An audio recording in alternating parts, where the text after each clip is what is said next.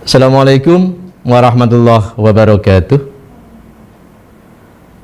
Semangat pagi. Tetap di KTV SMK Negeri 1 Kedung bersama Bapak Afif Lutfi SWD.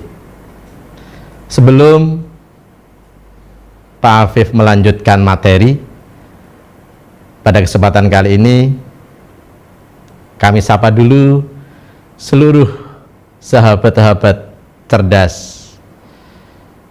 KTV SMK Negeri 1 Kedung yang senantiasa mengikuti live streaming KTV SMK Negeri 1 Kedung. Jangan lupa like and subscribe biar KTV tetap eksis dan bisa menjadi lebih baik untuk keberkahan dan kebaikan bersama. Untuk kali ini Pak Afif, seperti yang Pak Afif sampaikan pada kesempatan yang lalu, akan dikupas masih pada dasar pengolahan, dasar penanganan hasil pertanian atau DPPHP untuk siswa-siswi cerdas, untuk sahabat-sahabat cerdas KTV. Pada bagian yang kedua, yaitu prosedur identifikasi dan pengelolaan kerusakan bahan hasil pertanian. Kerusakan, jenis-jenis kerusakan, penyebab kerusakan sudah kita bahas dalam bagian pertama. Di bagian kedua ini kita coba untuk membahas tentang prosedur identifikasi sekaligus usaha mengelola agar kerusakan bahan hasil pertanian tidak menjadi lebih buruk lagi. Oke, sahabat cerdas KTV, kita mulai materi. Prosedur identifikasi atau langkah cara untuk mengidentifikasi kerusakan komoditas hasil pertanian dapat kita gunakan dengan berbagai cara, dapat kita gunakan dengan berbagai metode, dari yang paling sederhana sampai ke yang kompleks.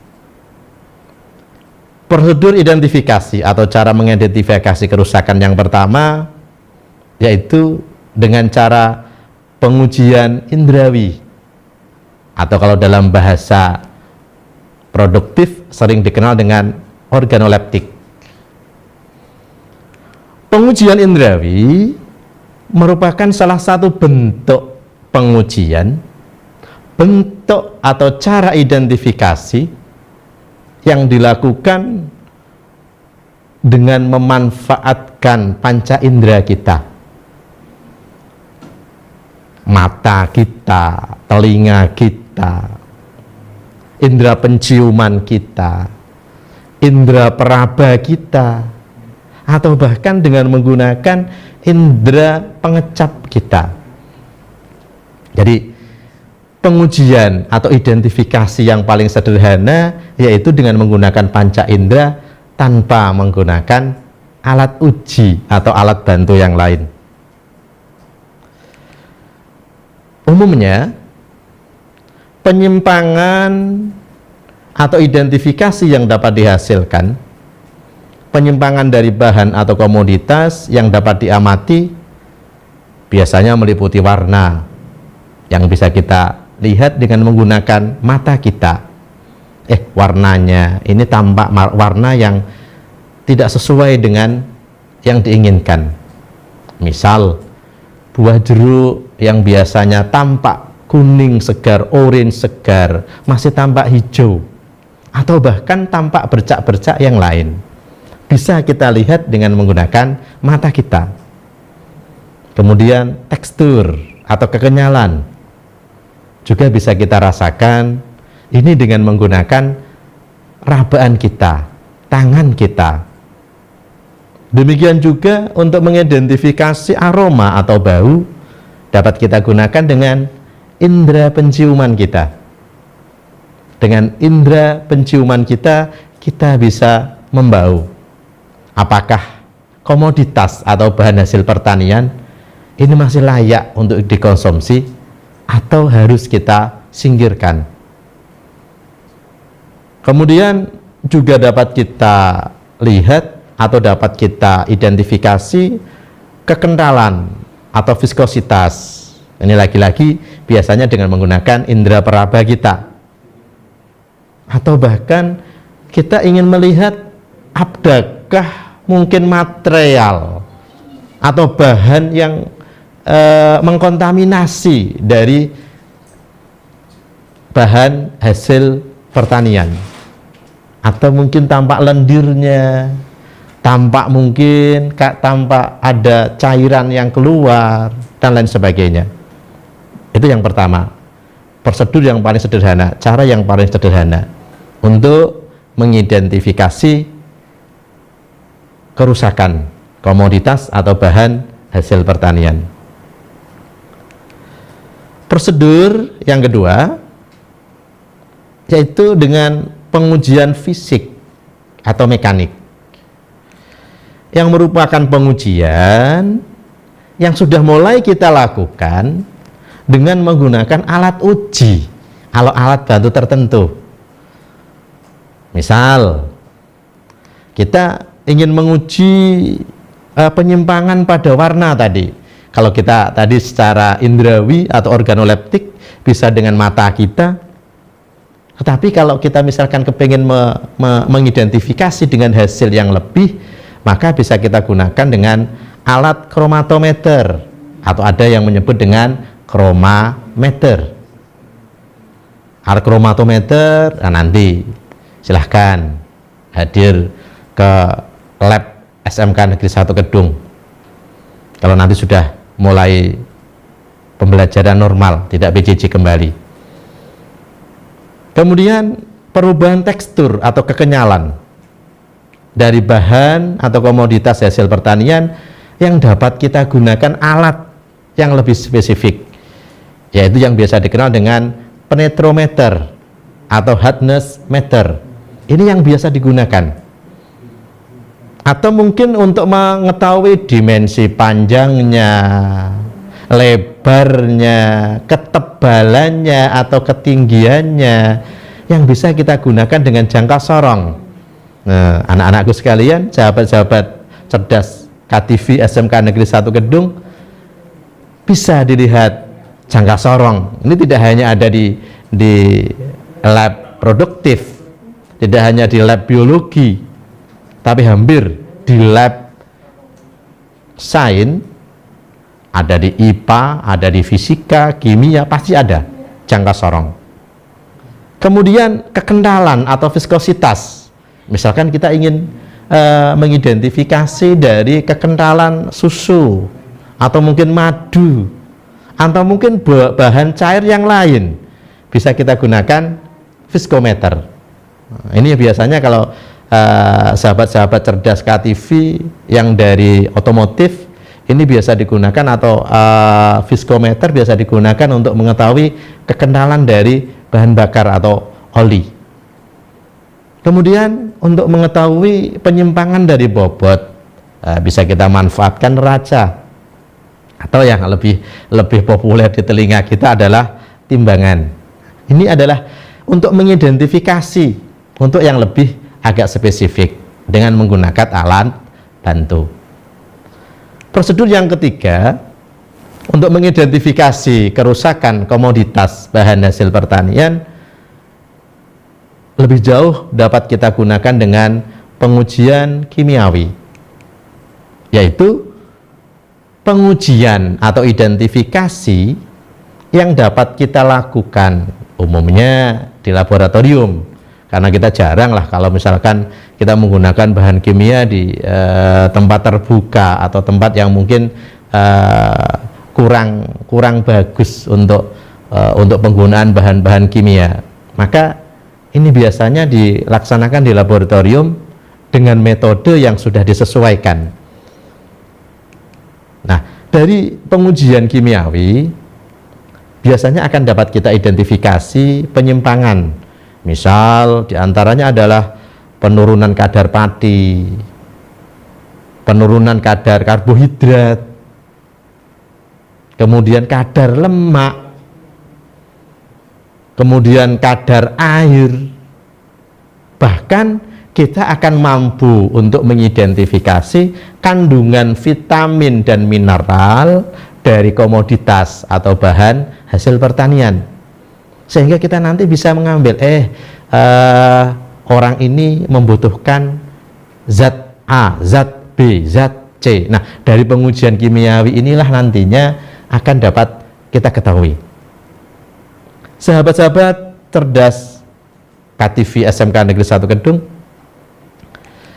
prosedur yang keempat yaitu untuk mengidentifikasi kerusakan pada komoditas bahan hasil pertanian dapat kita gunakan dengan pengujian mikrobiologis. Ini juga tidak mungkin kita lakukan di tempat terbuka karena nanti kontaminasi akan semakin banyak. Maka ini umumnya dilakukan di lab mikrobiologi, yang intinya identifikasi ini, prosedur ini atau cara ini digunakan untuk mengamati keberadaan dari mikroorganisme baik secara kualitatif, mutu dari atau peran dari mikroorganisme itu sendiri pada bahan atau komoditas hasil pertanian, dan juga kuantitatif, jumlah mikroorganisme yang berada pada komoditas atau bahan hasil pertanian. Nah, penyimpangan yang diamati jelas ini adalah kontaminasi mikroorganisme. Kontaminasi mikroorganisme pada bahan hasil pertanian. Nah, itu beberapa cara untuk mengidentifikasi, sehingga apa, kita nanti seperti kemarin dapat menentukan jenis kerusakannya, apakah kerusakan fisik, kerusakan mekanik, kerusakan mikrobiologis, atau mungkin kerusakan jenis yang lain. Penyebabnya juga akan lebih kita ketahui dengan prosedur identifikasi yang ada.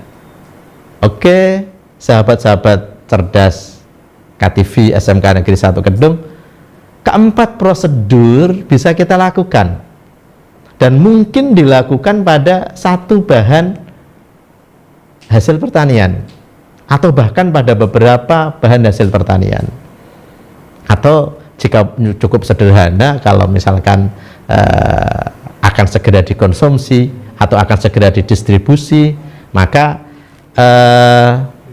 prosedur ini biasa kita gunakan yang paling sederhana, yaitu prosedur dengan pengujian indrawi atau organoleptik.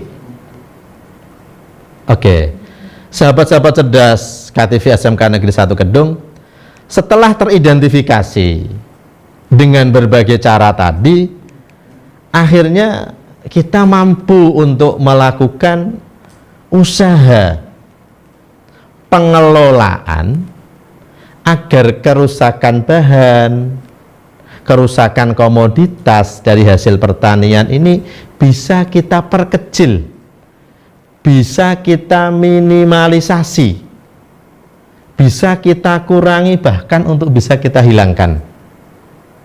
Misal usaha atau cara yang bisa kita gunakan yaitu dengan menggunakan sortasi dan grading, atau dengan menggunakan pembersihan atau cleansing.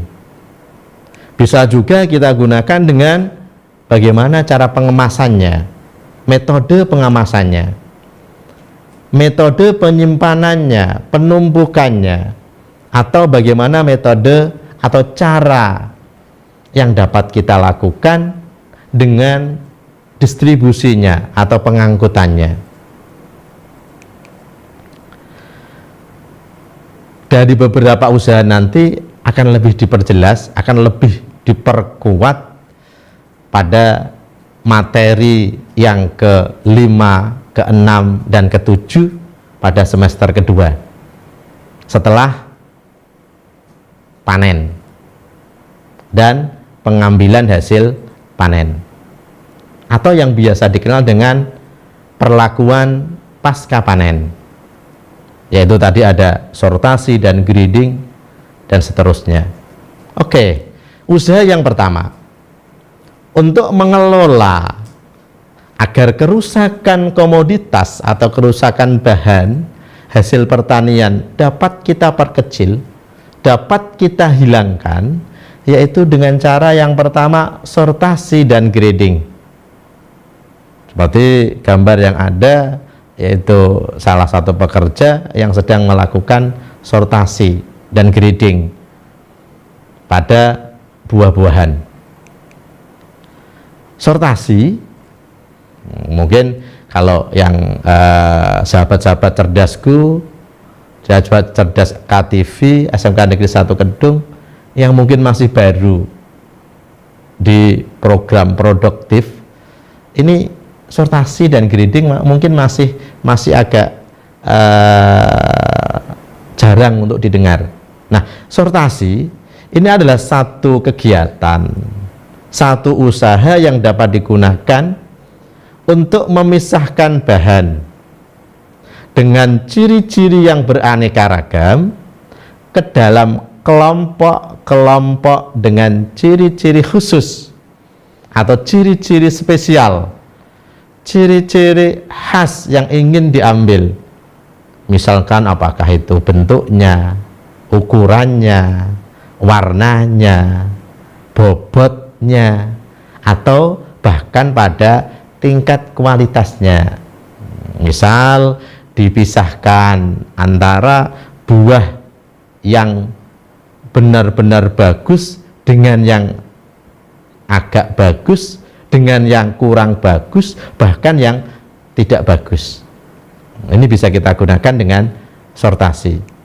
Dan cara yang kedua, jika kita ambilnya adalah menurut tingkat kualitas, tingkat mutunya, dari sangat baik, agak baik, baik, kurang baik, dan tidak baik, ini bisa kita lakukan, istilahnya adalah grading. Itu yang lebih spesifik. Jadi kalau sortasi itu lebih umum, sedangkan kalau grading itu lebih khusus, terutama pada tingkat kualitasnya, tingkat mutunya.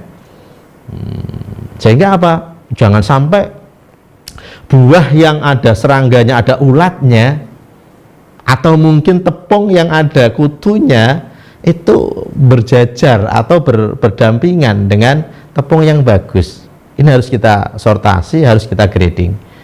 Nah, jadi kalau dibedakan antara sortasi dan grading, sortasi itu lebih umum, kalau grading itu adalah bentuk sortasi dalam untuk yang menuntut tingkat kualitas, tingkat mutu yang lebih baik.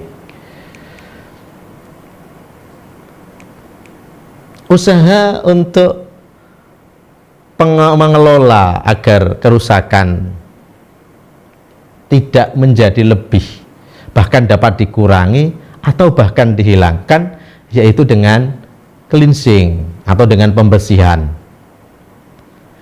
Yang dilakukan, pembersihan ini biasa dilakukan untuk mengurangi atau bahkan menghilangkan kontaminasi material.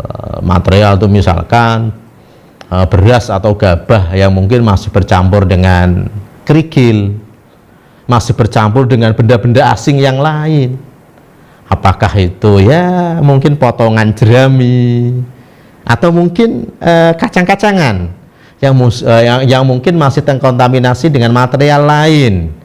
Bisa jadi mungkin kulit, serpihan kulit, atau mungkin serpihan daun, atau bahkan material-material lain yang masih berada di bahan itu, bahan hasil pertanian. Atau juga bahkan organisme mungkin masih berulat. Kadang-kadang kan kalau kita mungkin yang suka mengkonsumsi jambu, jambu citra atau jambu delima kelihatannya, atau mungkin jambu Bangkok itu kelihatannya dari luar tampak bagus. Seperti kalau apalagi itu masih muda-muda ini mencari cewek, waduh casingnya bagus. jebulnya itu apa ya bahasa Indonesianya, isinya berulat, ada ulatnya ya, ini juga harus dibersihkan. Jadi pembersihan itu tidak hanya materi-material asing seperti bahan-bahan yang seperti kerikil tadi, atau mungkin pasir, tanah, atau serpihan batang, serpihan daun, tapi juga organisme, semut mungkin, atau mungkin kutu, atau mungkin bahkan serangga-serangga lain seperti ulat dan sebagainya, atau bahkan pembersihan itu dari kontaminasi mikroorganisme.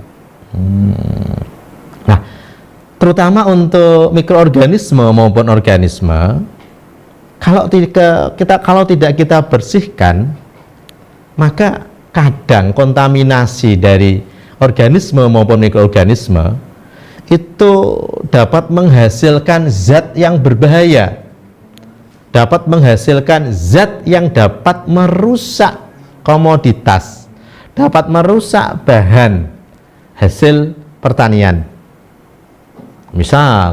Kalau misalkan berulat kelihatannya mulus, ternyata di dalamnya banyak lubang, atau mungkin ada warnanya menjadi tidak bagus, atau bahkan ada paparan zat lain, kotorannya mungkin akan menjadikan rasanya atau mungkin baunya menjadi tidak baik. Atau kalau itu kontaminasinya adalah dari mikroorganisme, maka kadang ini dapat mempengaruhi hasil pertanian mudah busuk, atau mungkin menjadi keriput, atau mungkin menjadi tidak enak untuk dipandang kembali. Sehingga apa? Ya, mutunya ya turun, mutunya juga akan berubah. Kemudian usaha yang ketiga dapat kita lakukan dengan bagaimana metode atau cara pengemasannya. Nah, di mana pengemasan dari bahan, bukan pengemasan hasil ya, maksudnya kalau bukan pengemasan produk, beda lagi, kita bedakan. Pengemasan bahan atau komoditas hasil pertanian, coba kita bayangkan, ini kita bedakan dulu, kita pisahkan dulu antara pengemasan produk dengan pengemasan bahan. Setelah dipanen, bahan hasil pertanian ini akan kita kemas. Nah, pengemasan ini fungsi utamanya adalah untuk melindungi dan mempertahankan mutu bahan. Kalau mungkin dari untuk produk atau hasil itu kan bisa kadang-kadang selain untuk pengemasan itu juga untuk memunculkan apa ya istilahnya, menarik atau tidaknya suatu produk atau hasil, higienis atau tidaknya suatu bahan atau suatu produk. Sedangkan kalau di bahan atau komoditas ini cenderungnya atau tujuan utamanya dalam pengemasan itu adalah untuk melindungi dan mempertahankan mutu bahan. Contoh misal sayur-sayuran, kalau kita lihat di mall atau mungkin di swalayan sudah dibungkus dengan menggunakan plastik, sehingga apa? untuk mengurangi apa itu kelayuan atau terkontaminasi bahan yang lain, atau bahkan untuk menahan dari suhu yang terlalu rendah atau bahkan suhu yang terlalu tinggi. Nah, pengemasan atau komponen-komponen dari kemasan untuk bahan seharusnya tidak memiliki unsur yang dapat membahayakan bahan hasil pertanian. Misal seperti buah-buahan seperti buah pir, atau mungkin buah apel misalkan, ini tidak bagus kalau kemudian kemasannya berupa plastik yang penuh, nggak bagus. Tetapi biasanya dengan menggunakan plastik styrofoam atau apa itu, mau bahannya nanti akan kita bahas lebih jauh pada bab pengemasan bahan setelah pasca panen. Dan juga harus memiliki ventilasi, sirkulasi udara, agar suhu itu tidak mudah berubah. Suhu itu tidak akan suhu itu tidak akan berubah terlalu drastis, tetapi sedikit demi sedikit. Dan usahakan pengemasan ini menahan beban ketika ada penumpukan. Misal kalau kita mengemas telur, ya, atau mungkin ketika kita akan mendistribusikan buah kelapa dengan buah tomat, itu sudah beda lagi. Kalau buah kelapa sudah ada tempurung kelapanya, dan yang dikonsumsi adalah bagian dalam atau endospermnya, bagian dalamnya, kelapanya yang ada di dalam. Sedangkan kalau seperti tomat kan tidak. Sehingga bentuk pengemasan bahan ini harus sudah berbeda. Setidak-tidaknya mampu menahan beban ketika ada penumpukan. Kemudian usaha yang berikutnya adalah cara penumpukannya. Bahan itu biasanya kalau kita simpan sebelum kita konsumsi, sebelum kita distribusikan, atau setelah didistribusikan sebelum kemudian digunakan untuk pembuatan produk, harus memperhatikan beberapa hal. Karena setiap bahan, setiap komoditas hasil pertanian ini memiliki sifat dan karakter yang berbeda, memiliki ciri khusus, ciri spesial, memiliki satu, apalah istilahnya kalau dalam bahasa kita, sifat lah, atau mungkin sesuatu yang berbeda dari bahan satu dengan bahan yang lain. Ya, seperti Pak Afif contohkan tadi, tomat atau dengan si apel, jeruk, dengan kemudian mangga, pasti beda bagaimana cara pengemasannya. Kalau jeruk mungkin tidak perlulah kemudian menggunakan kerat-kerat dari kayu itu yang harus per buah, tidak, tetapi bisa mungkin beberapa buah menjadi satu. Beda lagi dengan jeruk, dan jumlah tumbukannya itu juga harus jangan sampai pada jumlah maksimal, tapi pada jumlah yang optimal, yang setidak-tidaknya yang tidak akan mengubah tekstur atau bahkan mengubah bentuknya. Kadang-kadang kalau terlalu dipaksakan kan bentuknya akan berubah, yang asalnya bulat bagus menjadi agak gepeng, menjadi agak lonjong, dan seterusnya. Kemudian usaha pengelolaan kerusakan untuk mengurangi kerusakan yang lain adalah pada waktu distribusi atau pengangkutan.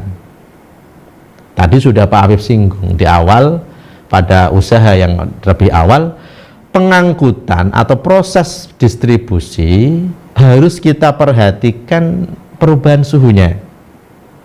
Perlu diperhatikan, perlu tidaknya ventilasi udara, perlu tidaknya sirkulasi udara, sehingga mungkin ketika menggunakan mobil atau motor, udara luar atau udara asap dari kendaraan, asap dari knalpot itu juga tidak akan berpengaruh besar pada perubahan suhu. Karena kalau terlalu perubahan suhu terlalu besar, maka enzim yang ada itu tidak kurang optimal untuk kemudian melakukan proses metabolisme berikutnya. Karena kita tahu seperti buah, sayur itu ada proses metabolisme meskipun sudah kita petik. Kita kembali lagi ke karakteristik bahan atau komoditas hasil pertanian. Anak-anak cerdasku, anak siswa sahabat-sahabat cerdas KTV SMK Negeri 1 Kedung, jika komoditas atau bahan hasil pertanian terlanjur rusak, perlu diingat, jangan disimpan atau jangan dikonsumsi manusia. Di bagian pertama kemarin sudah Pak Afif singgung bahwa kadang tingkat kerusakan menurut kita sudah kita anggap rusak, tapi mungkin saudara